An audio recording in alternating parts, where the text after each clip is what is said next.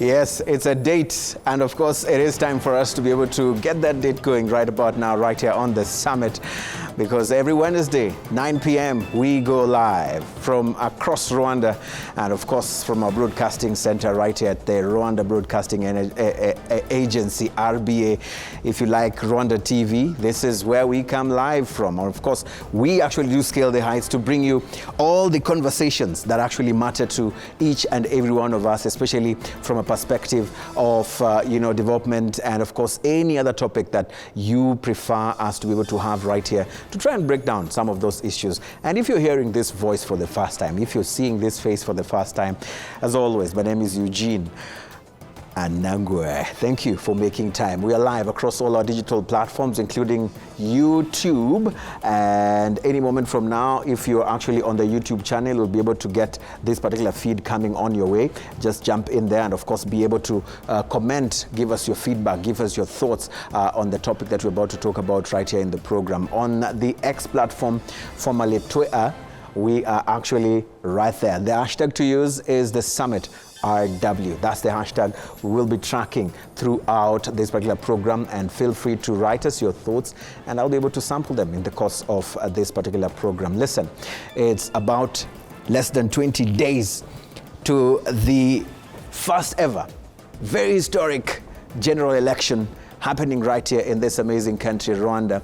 And of course, we're counting down less than 20 days to the country going for its very historic first time all combined presidential and parliamentary vote right here in Rwanda. And of course, we've been trying to track down the events, the happenings, the mood on the ground, and trying to be able to understand from the perspectives that are different, how significant, how unique the Rwandan electoral process and the whole political process is. And that's what we want to discuss here tonight on the program. So if you're keen to understand that, please come closer. And of course, if you have thoughts, also please come closer. We'd love to read your thoughts and hear from you right here on this particular program. Now, we definitely will be having a virtual guest joining us. I'll be talking about him in the short while. But in the meantime, we have Divine Awayo, who's actually a lecturer at the Kigali Independent University, and she's joining us because these are subjects that are very close to her heart. Thank you so much for making time. It's an honor to be here today. Thank you very much. Of course, not for the first time on the summit is Gonzaga Muganwa. He's actually a journalist and current affairs analyst. Karibu on the program. Thank you much. Thank you for having me. Wonderful. Yeah. Now, virtually, we are expecting to be joined by Dr. Alphonse Murefu, who's a senior lecturer at the University of Rwanda. If technology allows, we'll be able to connect with him all the way in Jordan. He is actually in Jordan as we speak. He couldn't be able to join us physically right here, but he's with us in heart, spirit, and any moment from now, technically, we hope that we'll be able to get him. And when he joins us, we'll be able to also read his thoughts on this particular situation. They always say ladies go first. Divin, what are you reading? What are you seeing? What are you hearing? It's 16 days to the general election. Let's first of all start from there. What's your overall view of the process as we speak so far? Eugene, now this is the most exciting part. Yeah. People are excited. I've been talking to my friends, the first-time voters. Yeah. It's a trend now. Everyone is in the spirit. The campaigns are running. Masses are going to see their candidates. I mean, it's an overall very good experience. Unfortunately, I couldn't be at the campaigns, yeah. but it's really nice to watch. Nice to watch. Yes. You've been following virtually and on online. Definitely. Gonzaga, what are you reading? She says masses are going out, but it's relative, depending on the candidates. Just talk to us what your thoughts are. What are you seeing? Yes, one particular candidate has always been attracting these huge rallies. Yeah. I've followed the elections since 2008 parliamentary elections. Yeah. I covered 2010 and 2017. Yeah. I'm watching this one closely. Yeah. So it's always expected that the candidate of the ruling party will attract massive crowds. They're usually more than 100,000. If you are there, if you have been there, I mean, it's a party. People dance for hours. Because it's the nature of the campaign is here. Because there are two things. Actually, when you sent me the topic, unique elections, I was wondering, what exactly is unique about Rwandan elections? There are several factors that you can say make them unique. Yeah. Number one, the elections happen in the context of consensus democracy. Consensus of democracy, yes. Which is embedded in the constitution. It has a history and reasons why, and so in practice it also appears. That's why you don't have and what they call adversarial politics, very much adversarial politics. It doesn't mean that adversarial politics doesn't exist in Rwanda, it does, but it exists outside the electoral process.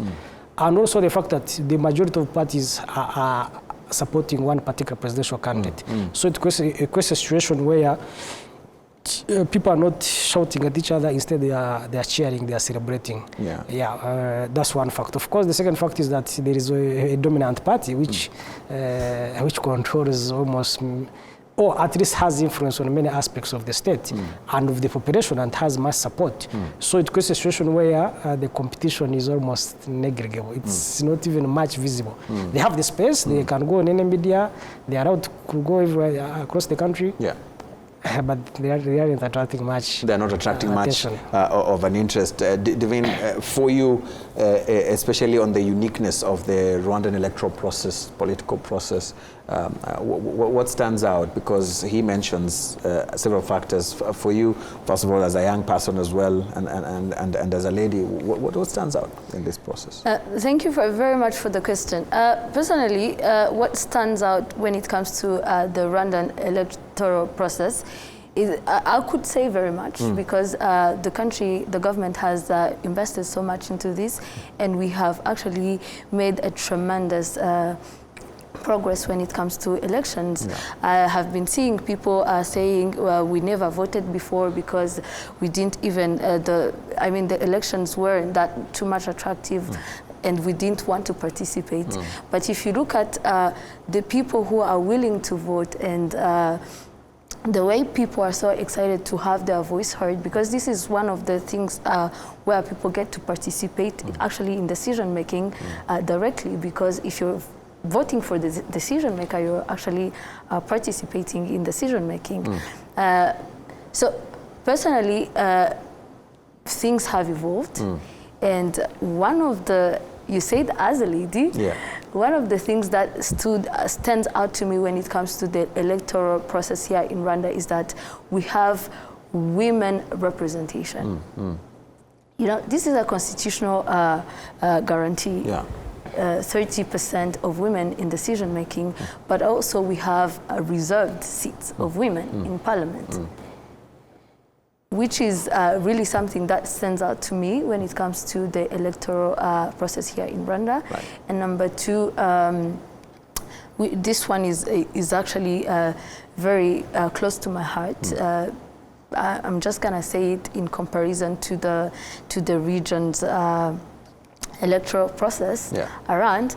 You know, Rwanda has gender quotas. That is what I was talking about, the reserved seats. But there is this one country in the region, I'm not going to mention the name. Even if I push you to. Yes. They have ethnic quotas. But the Rwandan constitution, which translates even into the electoral process, has made sure that there is no discrimination whatsoever. Every Rwandan is allowed to run, and not according to the rest, their ethnic, not anything as such, but as a Rwandan who is eligible to run. So we are trying to advance gender equality here, while some other countries are trying to advance ethnicity. So personally, that is something that really stands out when it comes to the Rwandan electoral process, but we can also not forget to talk about the inclusivity in it. We have the youth represented, we have people with disabilities represented, and and of course women.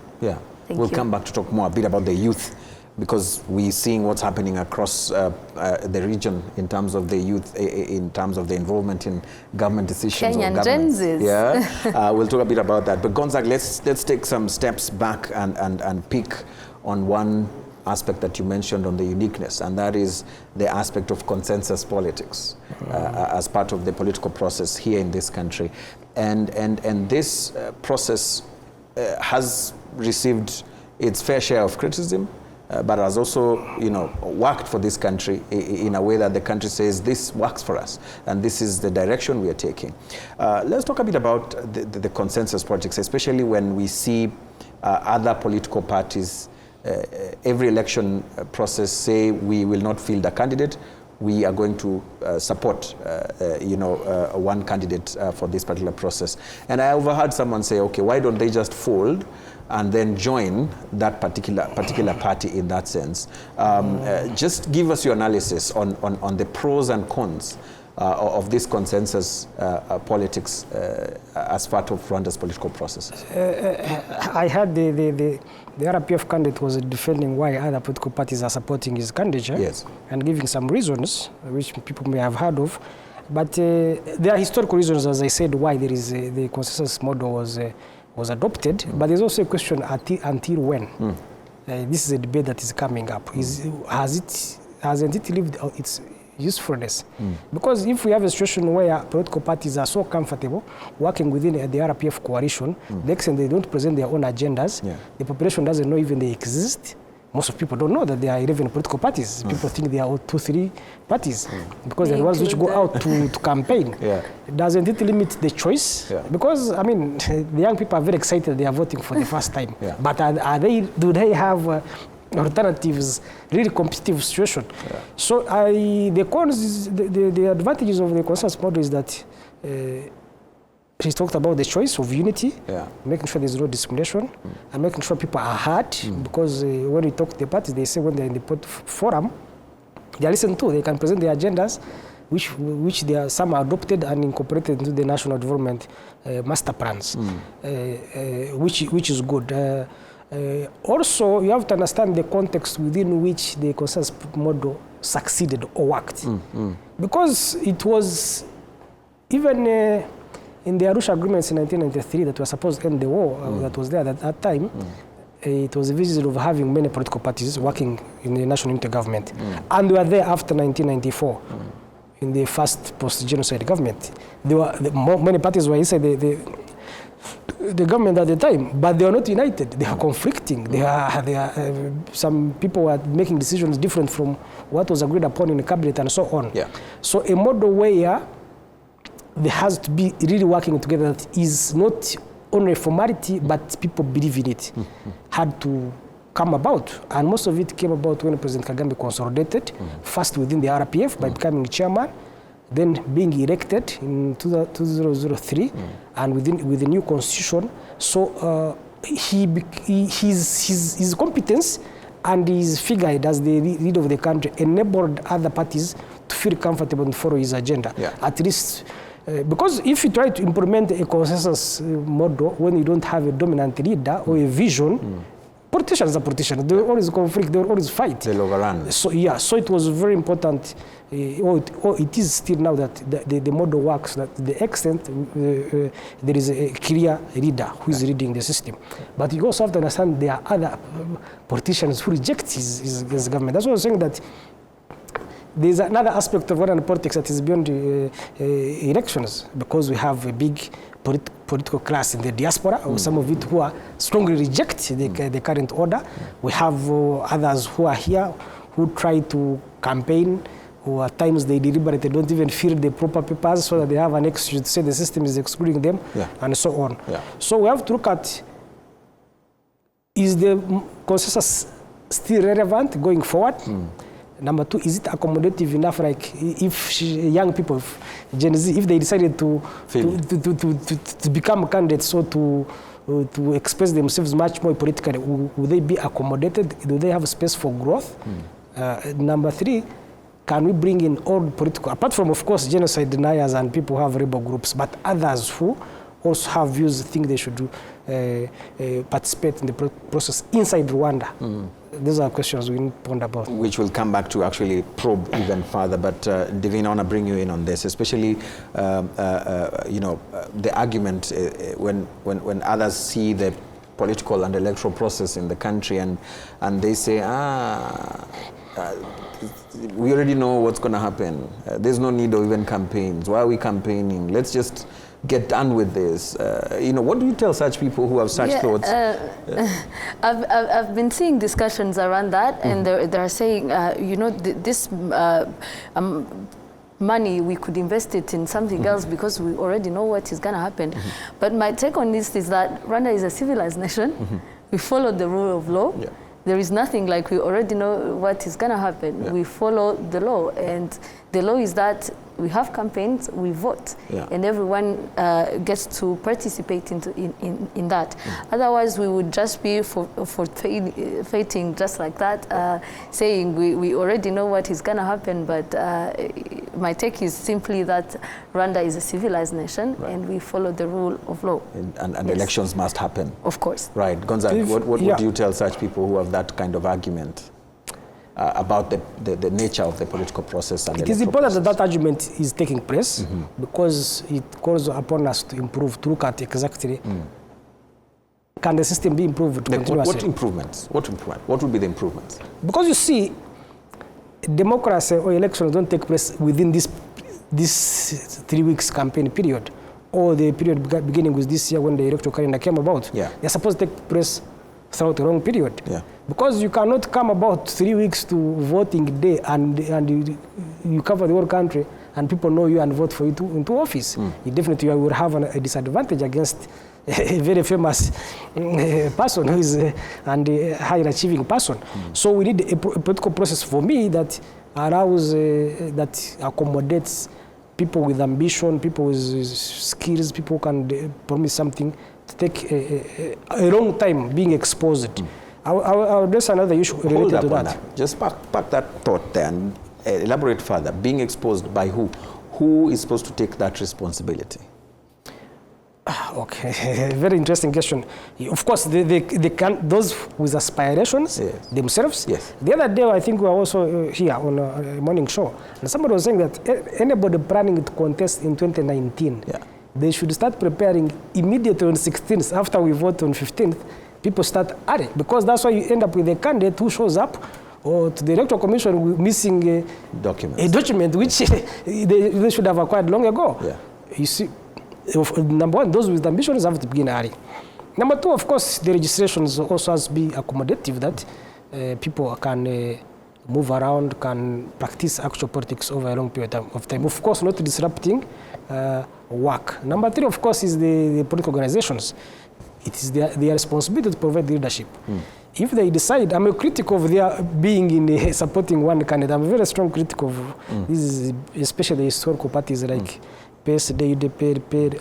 You'd like them to field the independent candidates, absolutely, their own candidates. Yes, because even if they don't win, when you field your own candidates, you innovate. You have to sit and think, the policies that are there, can I provide something better? So you create a conversation over certain important issues. So in that situation, even though you don't win, because the good thing with our system, if an idea is good, it is adopted. So, but if you sit back, you don't present any candidate, you don't even bother to write a manifesto, you see? But if you say, let's say, write a manifesto on agriculture, so all 11 political parties come up with ideas. So somebody in the Ministry of Agriculture who is compiling a strategic plan can look at all these documents and get out the best ideas. Even when they are in agreement with the party they support, their manifesto, they just come up with it for the sake of it. Yeah, because many ideas create a better product. You may agree on the general principle, but the formula, the details can always differ. I see Divine wants to jump in. Why don't you feel comfortable with that line of thought? No. Personally, I do not find any issue other political parties supporting one candidate, because at the end of the day, it's just not being president. They also have other positions in the government, and that's when they could practice their manifesto ideas in there. I usually have issues with people trying to define democracy as a way of having a lot of candidates or people many not competitors. Exactly. But then as long as the other candidate is delivering and they actually agree to what he is delivering and the results. Because at the end of the day, personally, I do not believe democracy is just a process, but I'm looking at the end results. So if the other political parties are in line with the end results, that has already been achieved, and to what is being promised to be done, I do not find any problem with it. His argument is they seem to be joyriders. They're riding on the success of this particular party that is actually delivering, when they can also try to offer, they agree in principle of what needs to be done, but they can give different ideas on reaching that route. And I believe they do so, but on that thought, do we believe that they have better ideas? Yeah, do you? I do not. Because they don't come out to tell us whether they have the ideas, you see? Because you can have a coalition government, you can have a government of national consensus, but when you can express your views. So because you see, if we are saying that the ruling party is delivering, who is interrogating that delivery? Civil society, I was just assuming that journalists, media. No, we assuming, yes, but the end results are there. We already have it. It's clear, obvious. Okay, I agree. Let me ask you. You've covered the political process, like you said, over 2 decades, like you said in that sense. You pose a question of who actually interrogates the delivery, and this vacuum is created by these political parties being in bed, for lack of a better word, with the ruling party. So have you seen, or would you be able to say there's been a lack of delivery by the party because of that? Is that what you're trying to insinuate? That there are no checks and balances because they are all not necessarily. The ruling party is sufficiently internally dynamic, and they tend to listen on many issues, especially when young people raise issues on X or other places. But there are other issues. I mean, if you look at the manifesto, I remember the last elections, we are here, and the current SG was at the time the spokesperson of the RPF in their campaigning. We were here on your show. And we discuss issues that were written in the manifesto. So I could point out, you wrote that you will achieve this, you didn't achieve. And for instance, at that time, remember, we had the big issue with the water, access to clean water. But they had failed to meet the targets that they had put in the manifesto. But this time they are almost meeting the targets. They still have, the Prime Minister was in Parliament recently and was saying that there are areas where they haven't achieved access to clean water for the entire population. But you could see, because the issue was interrogated, when they implemented the next term, it was given sufficient attention. So if the parties could sit, of course you said the media, civil society, it is also part of their job to look at the promises. Then at the end of the term, they do a public audit. I know they do the audit. People are reviewing the NST1. We are looking at what was supposed to be achieved and what was achieved and what did not happen. But in a public discourse, to understand if these political parties actually can have a say on these issues, then they will have justification for being in existence. Secondly, for being worthy of positions in the government and parliament. Right. The question I want us to demystify or separate myth and facts is that notion that Rwanda's political process that allows for consensus or advocates for consensus politics is the reason for not checking the government and ensuring that the government delivers on its manifesto, because this is what you're trying to say, that because they are there, they are not able to check and balance. There are other parties which are not part of the coalition. I think there are two: Green Party and PS Imberakuri. So maybe so you feel if these ones were part of them, then it would be better in checking. Because they don't have the numbers. They are very small. They have only 4 opposition MPs. Then the others are on the other side. So. There is a bigger number. I believe now we're talking about the part of accountability, of holding the ruling party accountable. Rwanda's model. Of course, but then we have very many accountabilities approaches that we could go through. It's not about either we have opposing parties or not, but holding the government accountable has always been here, and we have seen very many tremendous progress when it comes to that. Because I do not believe it's just about parties, having many opposing parties or as such, but it's now actually knowing this is what they were supposed to deliver, this is what they have delivered, and we really know that the population, it doesn't even have to be the other parties, but the population is doing that already. We hold our leaders accountable because they are serving, and we usually know what they're supposed to deliver. If they don't, we hold them accountable. Through social media and other platforms. Social media, we have civil society organization, we have the Parliamentary Account Committee. Of course, all that. So the point is not having multiple opposition parties to be able to hold the government accountable. Right. Yes. There's something also mentioned about being able to have new candidates prepare themselves in advance, and Gonzag is proposing a way that the moment we do the ballots on 15th, announcement is made, they take the oath of office, we go to the campaign trail to be able to prepare ourselves for the next election. Just clarify, is this what you're trying to say? Not the campaign trail as such, because campaign trail is regulated by law, exactly. So you can't go there before you are nominated. How would you want to see this shaped? Assembling a team, raising resources. For instance, there are more districts than days for campaigning. So it's very hard to crisscross all the districts. So probably in that time somebody should be able to hire a helicopter and address as many rallies as possible, especially if you don't have the capacity to attract crowds to find you in one location. So I mean, assembling a team, staff, so that you don't show up at the electoral commission without this document that is online.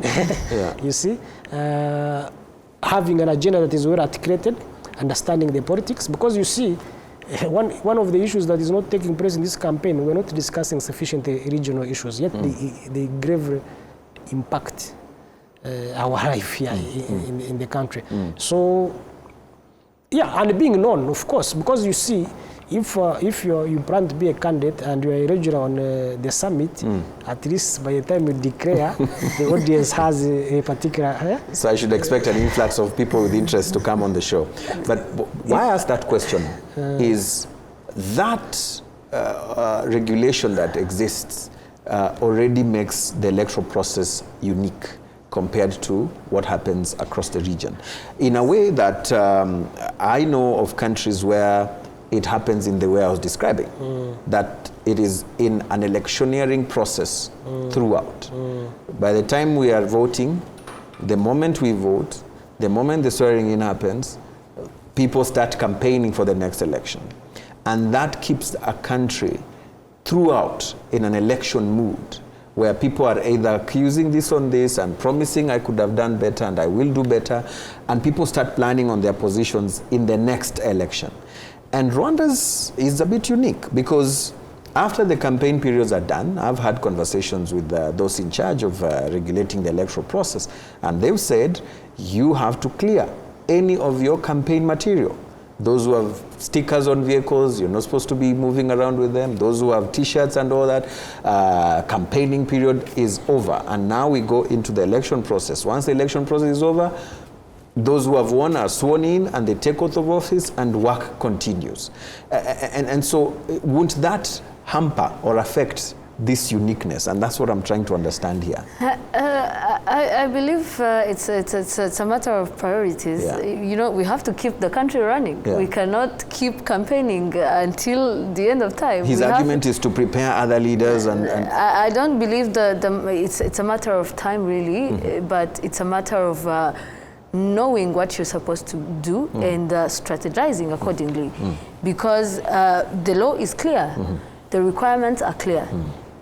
someone gets to understand that, then maybe we should be investing into awareness and letting people know how this works instead of extending the period. Yeah. Because I do not think it's a matter of time really, but it is a matter of being able to understand what you are required to do and strategizing accordingly. Right. Otherwise, the country needs to keep running. The country needs to keep running. Yes. Gonzaga, what was your idea? Actually, one of the first things to be done is to amend the laws that limit they limit people's ability to campaign period. Like if you're saying that people should remove stickers, I mean, if the candidate goes to the village and gets some poor boy, give them a t-shirt, you think they will remove it after the campaigns? Maybe it's the second cloth they have. They will continue wearing it. Some of the laws and regulations are unique to Rwanda. In other places, even if you wrote to them, they will never be enforced. Yeah. So I think even if the political situation was much more competitive, such laws would not even be voted in parliament. The opposition, the other politicians wouldn't have accepted such. But the advantage, as she says, it is important to make sure that the country continues running. Yeah. You can't politic forever, because even politicking forever requires resources. Yeah. Of course. So where will you get all the resources for that long period? To be force even politicians to become corrupt, as we see in other places, to raise resources. But it doesn't remove the fact that a much more vibrant political process or activities is necessary over a long period of time. And another important point is that when you are campaigning, you are running against a very powerful political party that has resources, that has a history of achievement, and has a very popular candidate. So to be able to get something out of them, to get a share of their votes, you can't do it in 3 weeks or 1 month or 1 year. You need really long period of time. Now my question is, do you believe if they even extended it to a whole year of campaign, would they still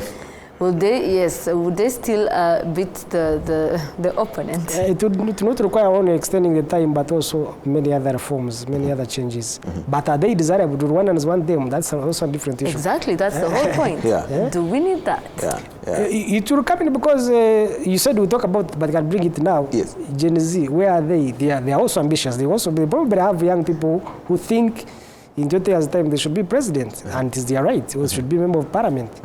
So is the system open enough that those people can independently go out? Yes, I saw there is an independent parliamentary candidate, but he has to campaign across the whole country and has to raise 5% of the ballot.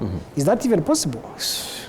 You bring in a very interesting question here, Ben, because you keep saying, there has to be a change in how things are in that particular case. But I want to hear from Divine in that particular situation. Should the rules be bent to favor other people, or should it be a scenario where what you do is what determines whether we vote for you or not vote for you? I want just to pick your mind on this. Who if there's a pointing of blame game from Gonzaga in terms of what is making the process be the way it is, who then is at fault? Is there anybody at fault? My issue with this is that we cannot blame someone for being famous and being loved. At the end of the day, we're looking at what people want. Yes? Because as much as you talked about the Gen Zs, we would want to run this country someday, it is going to go according to our capabilities. We're not just going to be voted because we're Gen Zs, but even if the person in question was still running, we would run against them, and the people would decide, because this is we're talking about the people. Even if the rules could be bent or anything like that, still the voice of the people would count. So are the people willing to let go?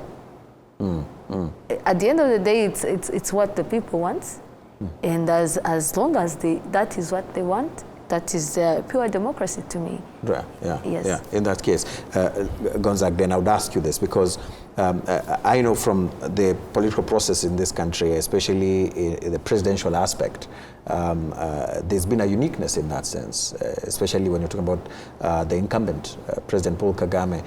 Even when he decided to accept that he would take the call to be the candidate for the RPF and to take another stab at the presidency, there were jitters from other corners.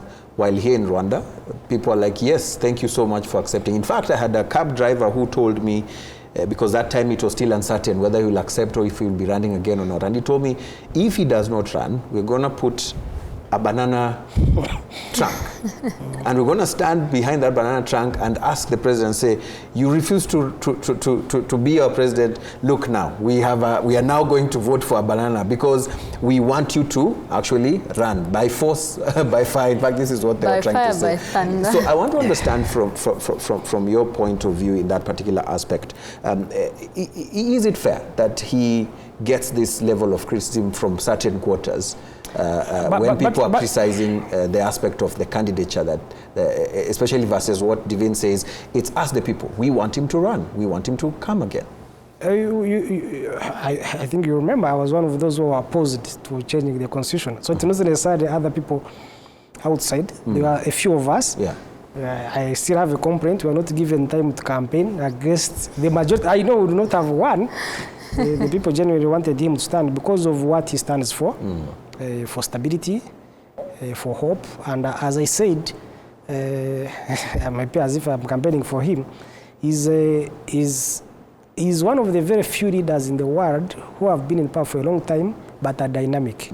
Most of them, if you look at African leaders who have been in power for 15, 20, 30 years, most of them have stagnated or degenerated. You can look around any country that has a long-serving leader. For some, another uniqueness with President Kagame is very dynamic. He evolves with the time, catches up. That's why young people are still excited about voting for the first time. And they really want it. And that's why Rwandans show up in huge numbers. Last time it was 98% of registered voters. But also the neighboring environment is much easier to be able to vote because the system is advanced. The moment you reach the age to vote, you automatically put on the voters register. Unlike other places where it is a hassle, you have to find where to register. So it's very important that the Rwandans express their views because they understood the history and what had happened. Many Rwandans didn't expect. Not only Rwandans, even you remember at one time those who are old enough in 1994, 95, President Moi suggested that Rwanda should be split. Actually, at that time, because Burundi was also having a crisis, it was said that there should be Hutu-land, Tutsi-land. So, because some people thought after the tragedy of the genocide, again, the Tutsi people could not live together again. But people are seeing they are living with neighbors. The ability to unite a country after such a complex situation. So, and what followed, and of course, the ability to give hope, even the fear that we are continuously improving. So it creates a situation where it's very popular. For some foreigners or political analysts, they may not expect or understand it. Rwandans understand it. But also you have to look forward. Then what next? There has to be a time that somebody has to succeed him and other leaders, because he actually doesn't work alone. There are many other senior leaders in the party and the country.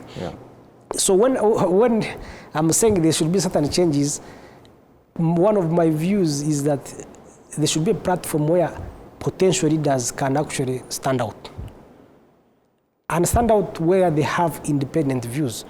For instance, we have a lot of young people in government, most ministers in their 40s and 30s. But do they represent any particular thinking that is independent of the system that has promoted them? I don't see it. They are mainly largely technocratic, competent, most of them well-educated, technocratic people. They are not like they possess a particular set of ideas. You can say this one stands for or if they campaigned on their own, if they will secure any votes. Yeah, probably So that's the design, and I think it's another uniqueness we need to discuss. The ministers, are they supposed to be politicking or actually delivering on their portfolios and mandates? And I think this is something we've seen in other mandates, other jurisdictions where cabinet secretaries and ministers, members of cabinet are actually appointed on, tokenism. You've been my friend, you've been campaigning for me, so I'm going to give it to you. And we agreed, we made a pact that if I win, then I'll get these portfolios. And that is a uniqueness we need to discuss about Rwanda as well in terms of its political process, because we do not see that around here, unless if that is what you see. What do you see in that? No, I believe when it comes to being on power here or occupying such a position, it's according to competency, not tokenism as such. I usually hear people saying that the reserved seats or the 30% the constitutional guarantee of women being in such positions is just filling in the numbers, but I prefer to think that these women actually deserve to be there because they're capable of being there. Yes, so personally I do not believe it's just that, but it really goes according to this person, their ability to actually hold such a position. Yes. Let me read some feedback. Go ahead, and then I come and read some feedback. You see, the reason why it is possible is because, as I talked about it, President Kagame's consolidation of power.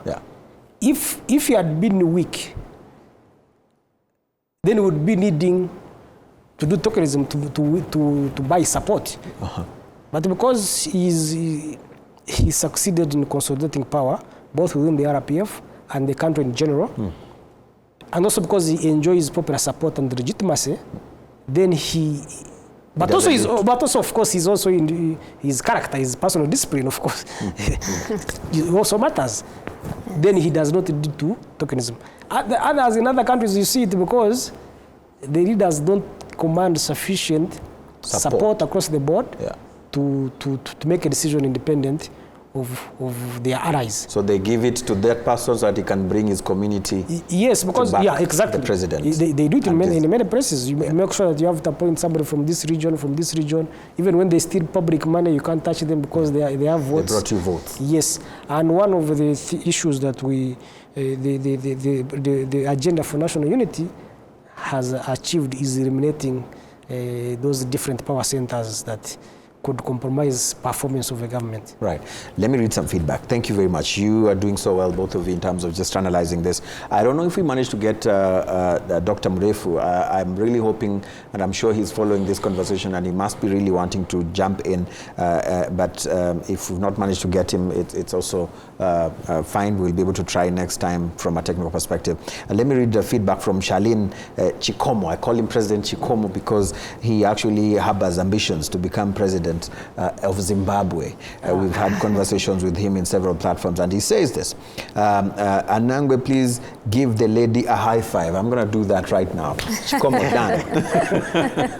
Thank you. And the reason is there are many ways of holding the government accountable, and opposition is just but one way of doing so. Also, a serious government can self-critique internally, just knows we are not going the right direction, and so we need to fix this. And then he says opposition parties are good, but not everything of accountability. This is his point of view. We'll come back to talk a bit about that. I have Uwase Constantine, who says, my girl is killing it. This is for Divine.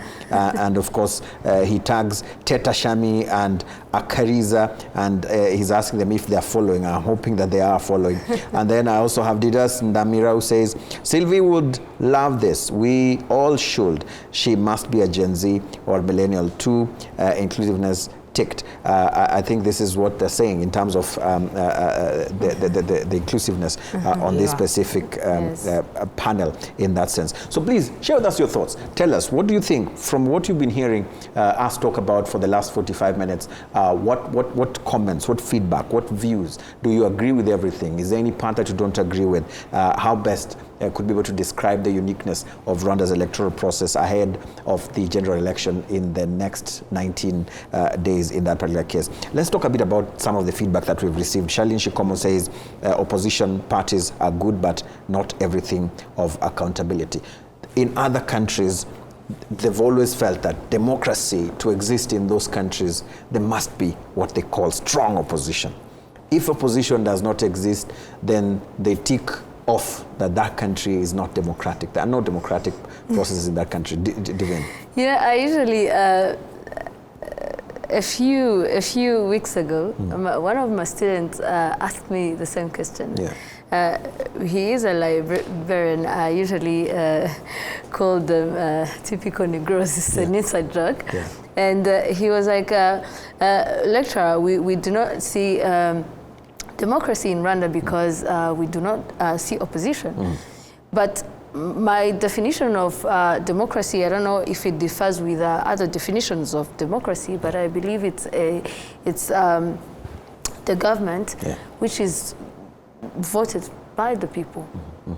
Majority. So, the majority.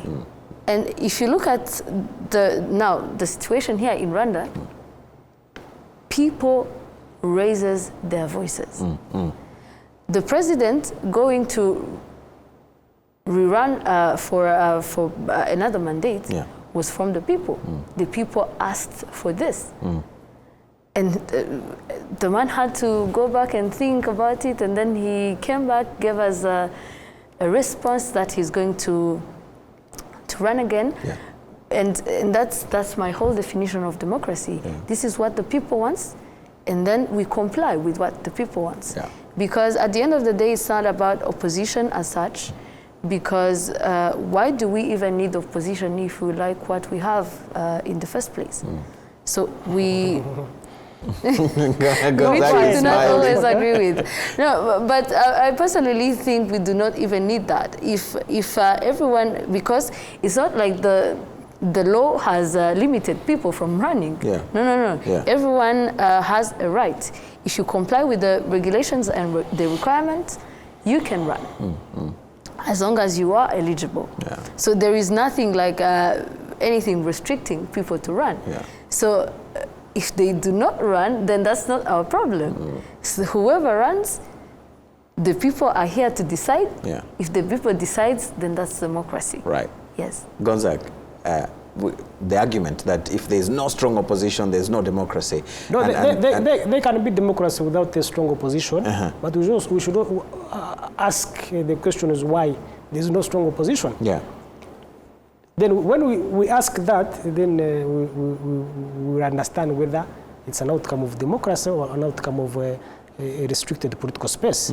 I think both are at play.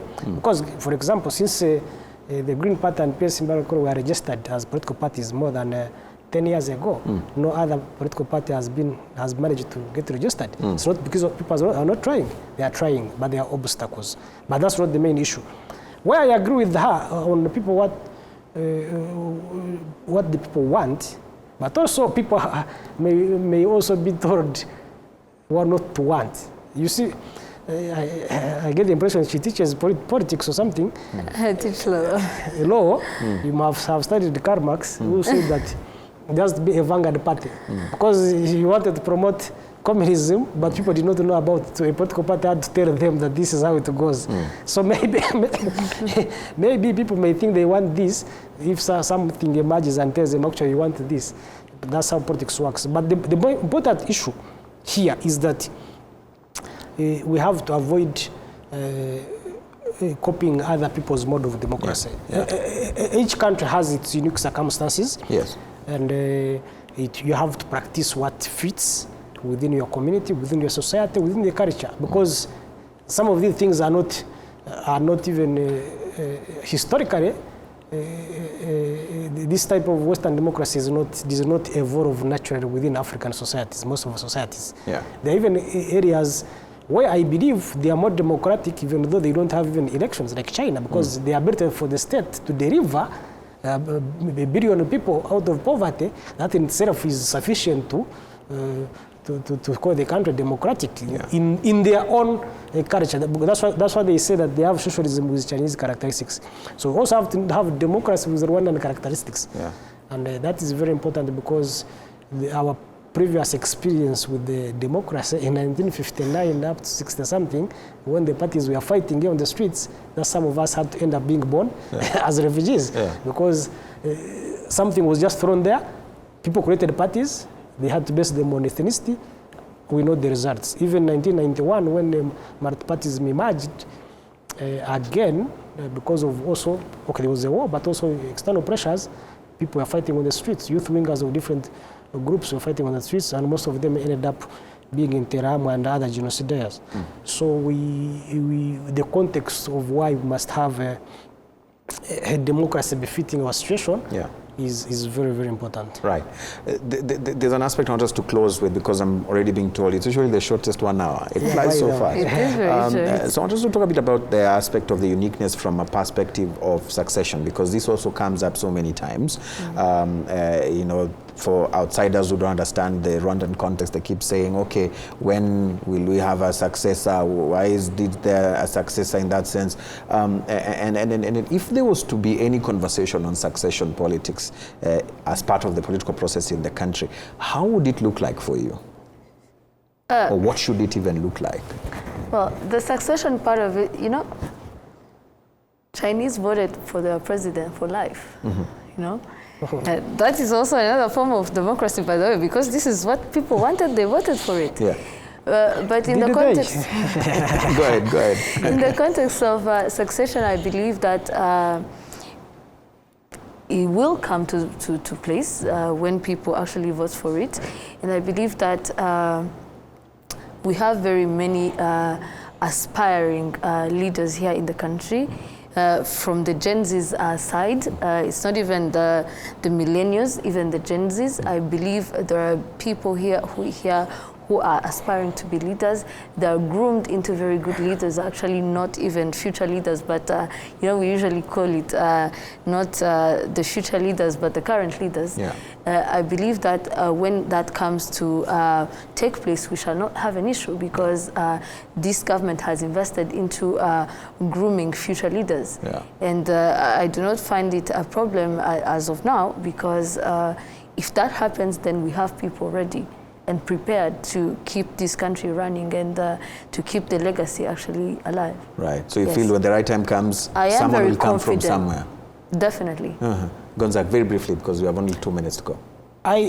Number one, it is very important. Yeah. The example of Ethiopia, when Meles Zenawi died suddenly, his successors in the long term proved to be incompetent, and we have seen the country ended up in civil war. So it's very, very important that succession is thought about and does not come as an accident. Number two, actually in 2010, after 2010, when the president said he will not run again, but though there are others who are already started, I know certain ministers in the government who started mobilizing resources to run. One of them was even telling local government leaders that I'm the next president and raising the money. But of course, he faced problems after that. Because the reason I'm raising that example, if you don't plan very well and ahead of time, even within the party, people can fight for the job. It happened in 1985 when Mwalimu Nyerere of Tanzania was retiring. He allowed the party to have a primary. So two main candidates, one of them was Ahmed Salim Ahmed, former OAU Secretary General, and another guy, I think was Vice President at the time. They were competing very violently. The CCM was almost breaking apart. So Nyerere had to intervene and pick Mwinyi from Zanzibar, who was not contesting for the post. So it allowed those who are fighting each other to be set aside, pick somebody who is neutral. Then CCM has picked up, that's why it has managed to, even after Nyerere died, its succession process is very smooth. So I hope, of course, Rwanda is unique, it has its own circumstances, but looking at those examples would help. I prefer the process begins early. The president has been talking about it since 2010, saying that there has to be a successor, though it's now 14 years, which is a long time. They are grooming many young people, but they also have to be exposed. They shouldn't groom them internally. They should expose them outside. That's why for me I've been calling for for elections of mayor to be by universal suffrage. If you bring that one person, stands here in Biryogo, campaigns and is elected mayor of Kigali, popular vote, then he performs, then we'll have gotten an experiment. In other countries where they move, people begin down. Local government, you run a Murenje, you run a Karere, you run a city, then you can claim to be a minister, then you can be president. Yeah. So not these people who cross from somewhere because they just have some nice degree from an Ivy League university and you're on the top. I think this would be a topic on its own. It's very loaded. Definitely. We'll work on that. But I want to say thank you very much. Sylvie Nsanga says, so proud to see our very able Divine taking the stage, a lawyer, teacher of law and feminist working around human rights, social justice, youth participation. Ish. Hey. I don't know if that's me, but thank you, Mama. I'm also glad to meet her. Right? Thank you very much. Thank you very much. We want to end it at this particular you. point. I want to say thank you very much for being part of the summit. I always say it's the shortest one now. It runs so fast, but thank you for always being gracious to allow us in your living rooms and whichever place where you've been watching us. We want to say thank you, and we'll see you again next time. Same place. As always, my name is Eugene Anangwe. Good night and good luck. Thank you. Tujende.